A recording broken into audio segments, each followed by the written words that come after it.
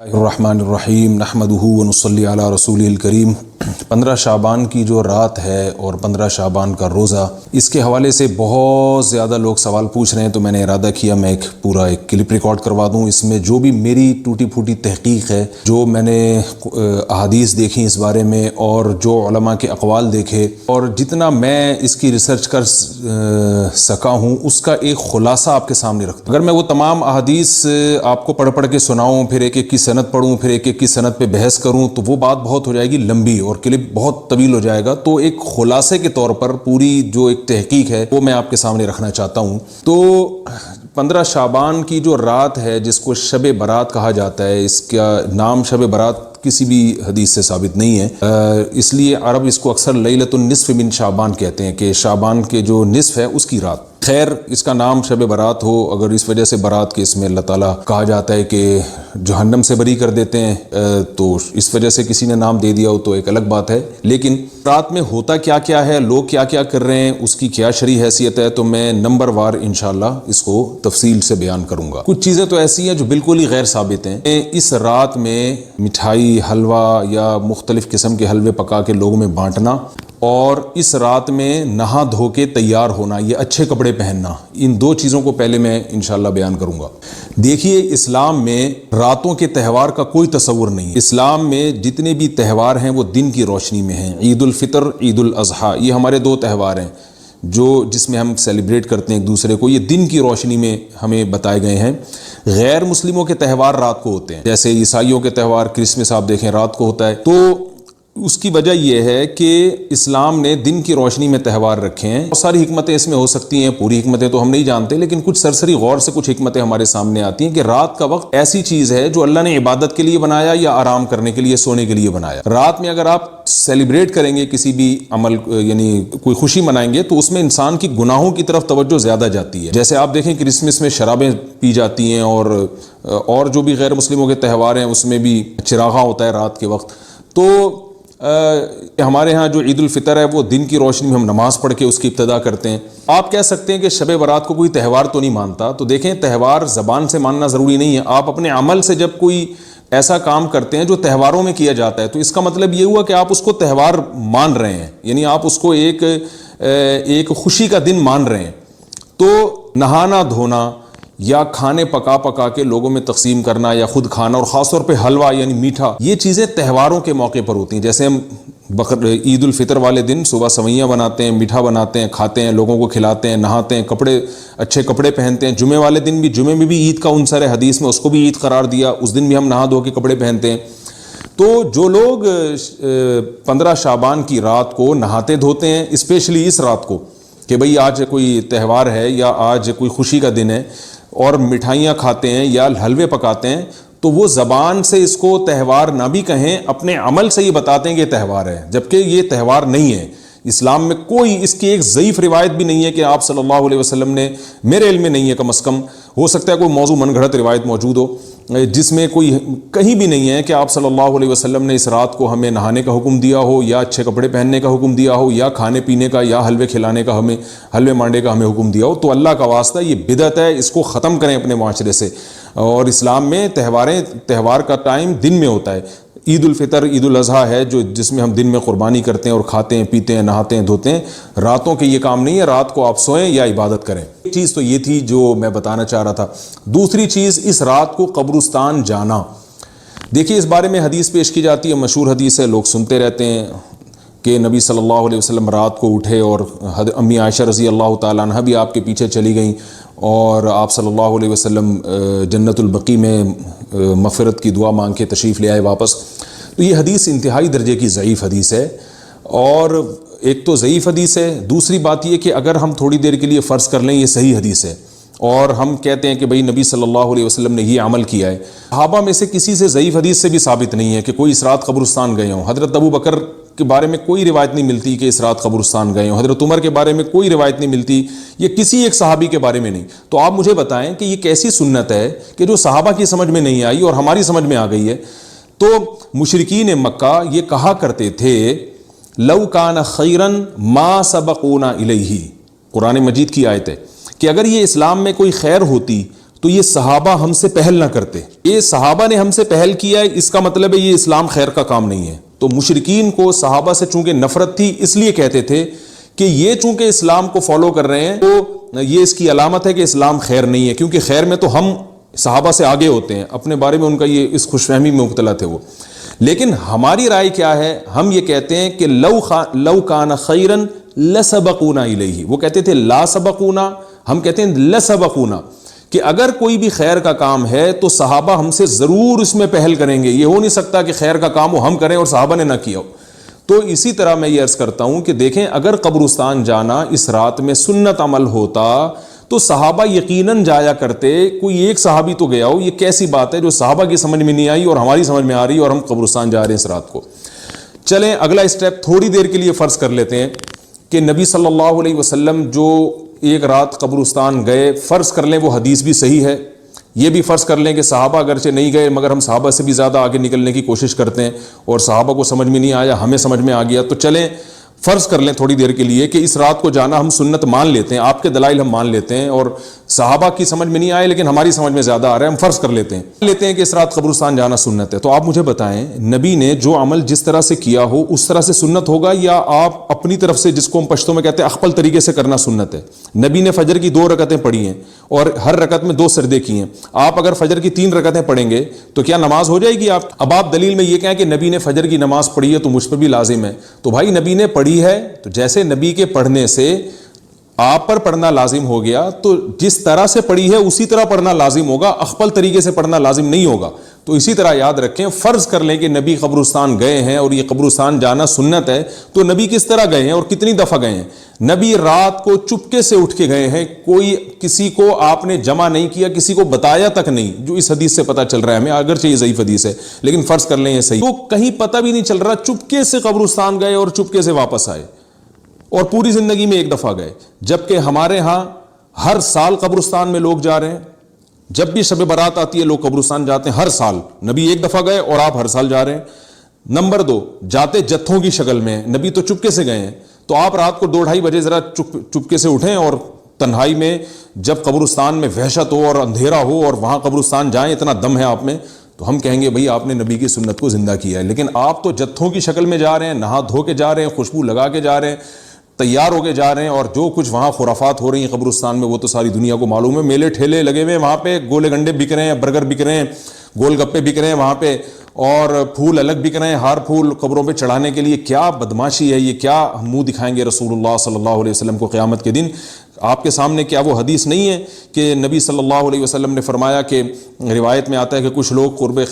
میدان حشر میں آئیں گے تو ان کے چہرے ایسے ہوں گے جیسے میری امت کے چہرے ہوتے ہیں، میری امت کی شکل ہوتی ہے. حدیث کا مفہوم میں بیان کر رہا ہوں. تو جب وہ حوض کوثر کا پانی پینے کے لیے میرے پاس آئیں گے تو فرشتے ان کو بھگائیں گے، سحقن سحقن. تو آپ صلی اللہ علیہ وسلم پوچھیں گے یہ تو میری امت ہے، آپ تو فرشتے کیا کہیں گے کہ یہ آپ کی وہ امت ہے جنہوں نے آپ کے دنیا سے جانے کے بعد دین میں ایسی چیزیں ایجاد کر لی تھیں جن کا آپ نے حکم نہیں دیا. تو آپ کیا فرمائیں گے؟ سحقن سحقن، دور کرو ان سے.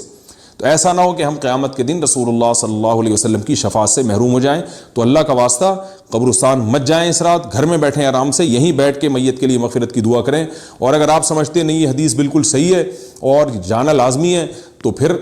تنہائی میں جائیں، ایسے قبرستان کا انتخاب کریں جہاں آپ کے علاوہ کوئی بھی نہ ہو، اور پھر چپکے سے جائیں اور پتلی گلی سے واپس آ جائیں آپ. اگرچہ ہم تو اس کو بھی نہیں مانتے لیکن اگر کرنا ہے تو پھر اس طریقے سے عمل کریں اگر آپ حدیث کو فالو کرنا چاہتے ہیں آپ اپنے خیال کے مطابق. یہ 2 باتیں ہو گئیں. ایک تیسری چیز کیا ہے؟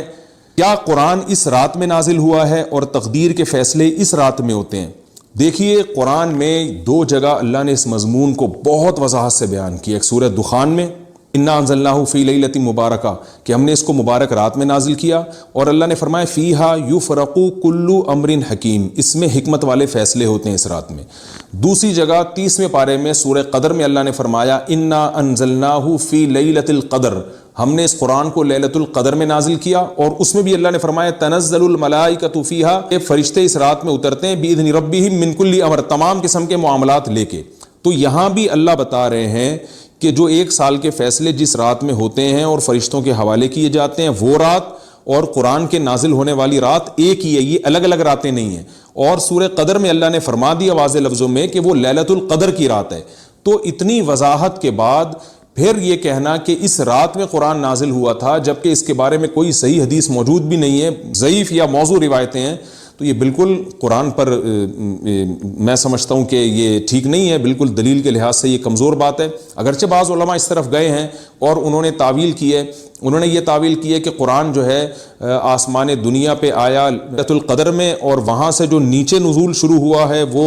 شب برات میں ہوا ہے، لیکن یہ تعویل عقل سے بعید ہے اور اس تعویل کی ہمیں ضرورت بھی نہیں ہے۔ دو صحیح حدیثیں ٹکرا رہی ہوں یا قرآن کی آیت کسی ایسی متواتر حدیث سے ٹکرا رہی ہو تو پھر تو وہاں ہمیں تطبیق دینے کی ضرورت پیش آتی ہے، جب قرآن کے مقابلے میں کوئی حدیث ہی نہیں ہے، صحیح حدیث بھی نہیں ہے۔ حالانکہ قرآن کے مقابلے میں تو فقہا کہتے ہیں کہ اگر صحیح حدیث بھی ہو نہ ہو، صحیح حدیث بھی ہو تو وہ بھی ظنی ہوتی ہے، تو اس حدیث کو رد کیا جائے گا، قرآن میں تعویل نہیں کی جائے گی۔ لیکن یہاں تو صحیح حدیث بھی نہیں ہے، یہاں تو ایک ضعیف روایت ہے اور ضعیف اقوال ہیں، آپ اس کو کیسے قرآن کے مقابلے میں لا سکتے ہیں؟ تو جو بالکل بے غبار بات ہے وہ یہی ہے کہ اللہ تعالیٰ نے قرآن مجید کو لیلۃ القدر میں نازل کیا، جو رمضان کے آخری عشرے میں ہوتی ہے، اور اسی لیلۃ القدر میں فیصلے بھی ہوتے ہیں۔ اور بعض لوگ کہتے ہیں اس میں حرج کیا ہے کہ ہم 15 شعبان کو بھی فرض کر لیں، اس میں قرآن نازل ہوا اور لیلۃ القدر میں بھی، بھائی اس سے لیلۃ القدر کی ویلیو کم ہوتی ہے۔ اللہ تو لیلۃ القدر کی ویلیو بڑھا رہے ہیں کہ یہ ایسی رات ہے جس میں ایک سال کے فیصلے بھی کر دیے جاتے ہیں اور اس میں قرآن مجید کا نزول بھی شروع ہوا۔ تو جس رات کو اللہ نے جو پروٹوکول دیا ہے وہی پروٹوکول اس کو دینا چاہیے، آپ اس کو کسی اور رات کو نہ دیں وہ پروٹوکول۔ تو یہ تیسرا مسئلہ ہوا۔ پہلا مسئلہ حلوے مانڈے کا اور نہانے دھونے کا، وہ بھی غلط ہے۔ دوسرا مسئلہ قبرستان جانے کا، وہ بھی ٹھیک نہیں ہے۔ تیسرا مسئلہ کہ اس رات میں قرآن نازل ہوا اور فیصلے ہوتے ہیں، یہ تیسری بات بھی غلط ہے۔ نہ تو اس رات میں قرآن نازل ہوا اور نہ اس رات میں فیصلے ہوتے ہیں۔ چوتھی چیز کہ کیا اس رات میں عبادت کی کوئی فضیلت ہے سرے سے یا نہیں ہے، یہ ایک علمی مسئلہ ہے۔ تو اس بارے میں خوب اچھی طرح سمجھ لیں کہ اس بارے میں جتنی بھی احادیث ہیں جو اس رات کی فضیلت کے بارے میں ہیں کہ بنو کلب کی بکریوں کے برابر مغفرت ہوتی ہے اور بکریوں کے بالوں کے برابر، اور یا جو بھی اس بارے میں روایات ہیں کہ سب کی بخشش ہو جاتی ہے سوائے اس شخص کے جو کسی کے دل میں کینہ رکھتا ہے، تو یہ جتنی اس رات کی فضیلت میں احادیث ہیں، تو ایک بات تو خوب اچھی طرح سمجھ لیں، اس پر تمام محدثین کا، جہاں تک میں نے دیکھا ہے، تمام محدثین کا اتفاق ہے کہ اس کی فضیلت میں صحیح حدیث ایک بھی نہیں ہے۔ اس رات کی فضیلت میں صحیح حدیث موجود نہیں ہے،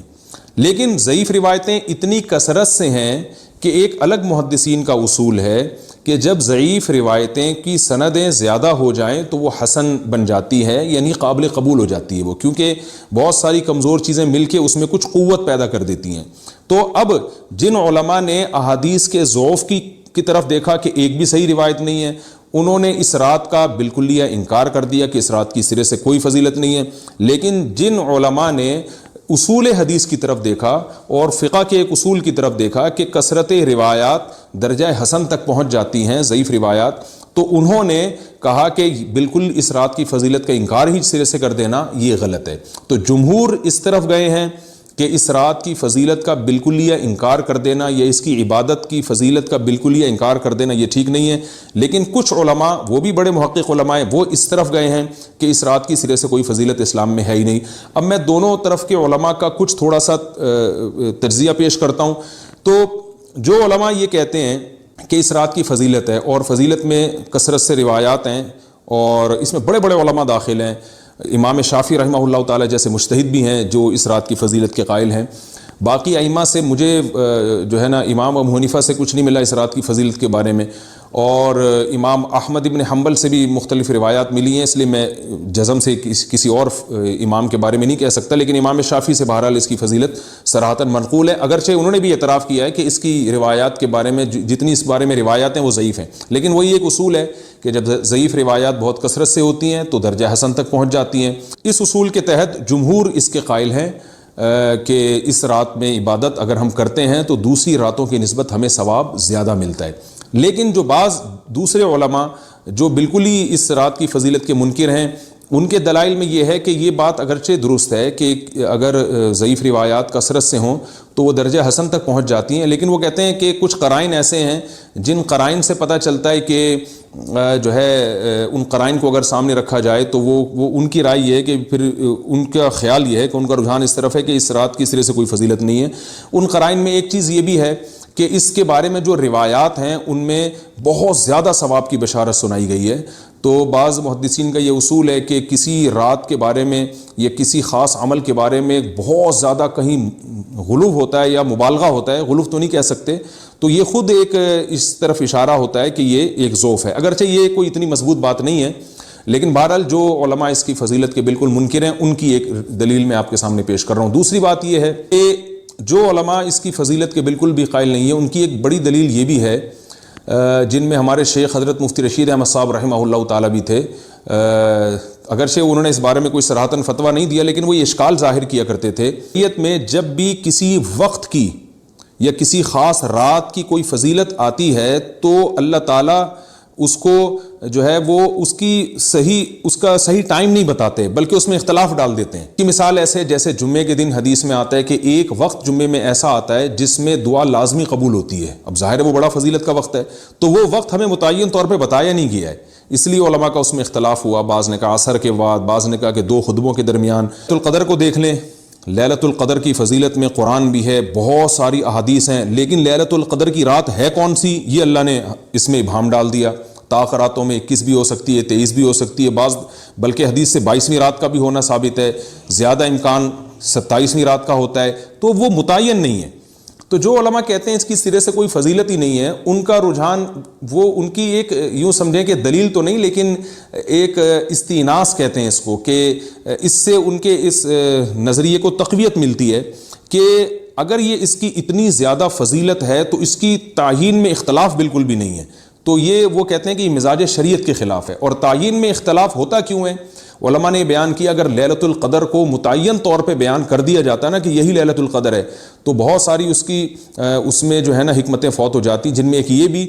کہ اس رات میں جہاں عبادت کا ثواب بہت ہے گناہ کا عذاب بھی بہت ہے، پھر اگر اس رات میں کوئی گناہ کرتا تو وہ اللہ کے عذاب سے نہ بچ پاتا کیونکہ وہ اللہ متعین کر دیا کہ یہ لیلۃ القدر ہے، تو کیسے تم اس میں گناہ کر رہے ہو؟ اب معاملہ اللہ نے مبہم رکھ دیا کہ بھئی یہ بھی ہو سکتی ہے تو اگلے دن بھی ہو سکتی ہے، اور ایک فائدہ یہ بھی اس میں رکھا متعین نہ کرنے میں کہ لیلۃ القدر انہی کو ملے جو تلاش کریں، جو پورا عشرہ جاگیں گے ان کو لیلۃ القدر ملے گی۔ اگر اللہ اسپیسیفک دن بتا دیتا کہ 21ویں ہے، 23ویں ہے یا 25ویں ہے یا 22ویں ہے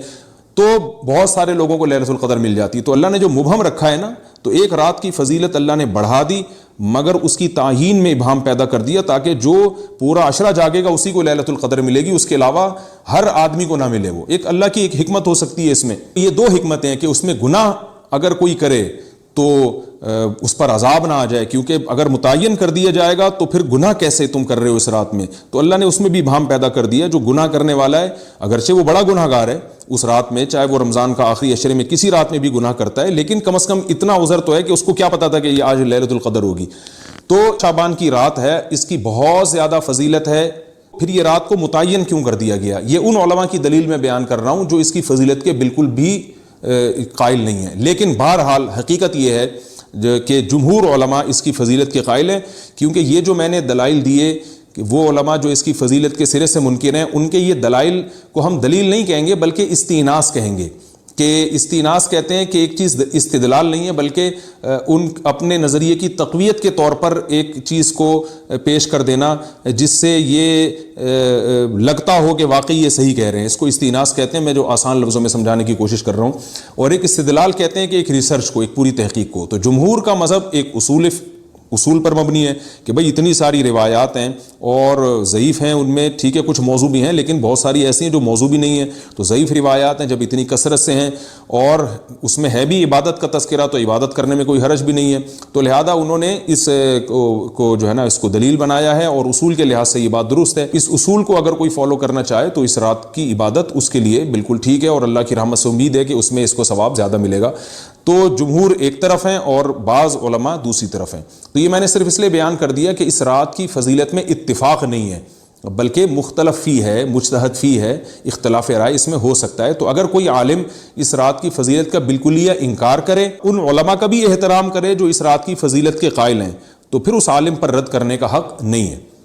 دوبارہ میں اپنی بات کو ریپیٹ کرتا ہوں، اگر کوئی عالم یہ کہے کہ اس رات کی سرے سے کوئی فضیلت، عالم پر طعن و تشنیع جائز نہیں ہے، کیونکہ ان کے بھی کچھ نہ کچھ استدلالات ہیں۔ ہاں اگر کوئی عالم اس رات کی فضیلت کا انکار کر کے جمہور کے مذہب کو بالکل غلط قرار دیں اور اس عمل کو یہاں اس رات کی عبادت کو بالکل بدعت قرار دیں، اور جو اس رات میں عبادت کر رہے ہیں یا اس کی فضیلت کے قائل ہیں ان کو بدعتی قرار دیں، تو یہ غلو ہو جائے گا، یہ زیادتی ہو جائے گا، زیادتی ہو جائے گی، جو کہ بالکل غلط ہے۔ کیونکہ جب دونوں طرف دلائل ہیں تو اعتدال والی رائے اختیار کرنی چاہیے، اور کسی ایک طرف بہت زیادہ جھکاؤ یا کسی ایک کو 100% غلط قرار دے دینا، بدعتی قرار دے دینا، یہ درست نہیں ہے۔ جو ہماری قوم میں ایک مزاج ہے کہ بس اپنی رائے کو مسلط کرتے ہیں اور